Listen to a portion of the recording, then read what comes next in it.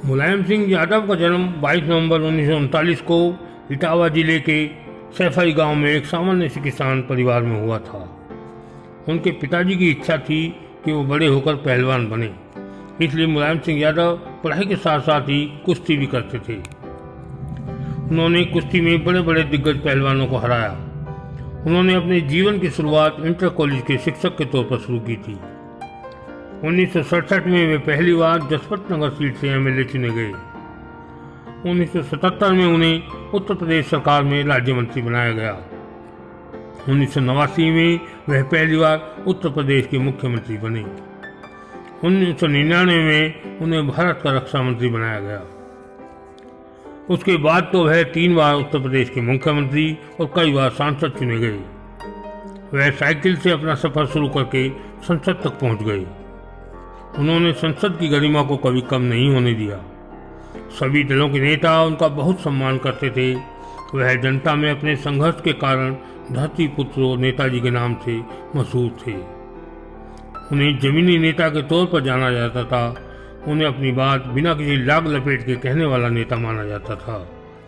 वो एक बार प्रधानमंत्री बनते रह गए। उसके लिए वे लालू प्रसाद यादव और शरद यादव को जिम्मेवार मानते थे। कुछ लोग तो उन्हें चौधरी चरण सिंह का दत्तक पुत्र भी कहते थे। उन्हें उत्तर प्रदेश की राजनीति का भीषण पिता माना जाता था। वो पिछड़ों और किसानों के बीच बेहद ही लोकप्रिय थे। मुसलमानों में उनकी एक धर्मनिरपेक्ष नेता के तौर पर अलग ही छवि थी। उन पर एक फिल्म भी बन रही है जिसका नाम है जिसका जलवा कायम है उसका नाम मुलायम है। मुलायम सिंह यादव का नाम लिए बगैर भारत की राजनीति कभी पूरी नहीं हो सकती। ऐसा तो उनके ध्रुव विरोधी दूसरे दलों के नेता भी कहते हैं। मुलायम सिंह यादव दुनिया से तो जीत गए, लेकिन अपने जीवन के आखिरी पड़ाव में अपने ही परिवार के चक्रव्यूह में फंसकर रह गए। अपनी बिगड़ती सेहत और बढ़ती उम्र की वजह से वो खुद को बहुत असहाय महसूस करते थे। उनके पारिवारिक कलह ने उन्हें दिमागी तौर पर हिलाकर रख दिया था। अंतिम दिनों में उनके परिवार और पार्टी दोनों पर पकड़ कमजोर हो चली थी। कई दिनों से गुरुग्राम के मेदांता अस्पताल में नेताजी का इलाज चल रहा था, जहां उनका हालचाल जानने के लिए सभी दलों के दिग्गज नेता पहुंच रहे थे। उनकी तबीयत सुधरने के बजाय और बिगड़ती जा रही थी।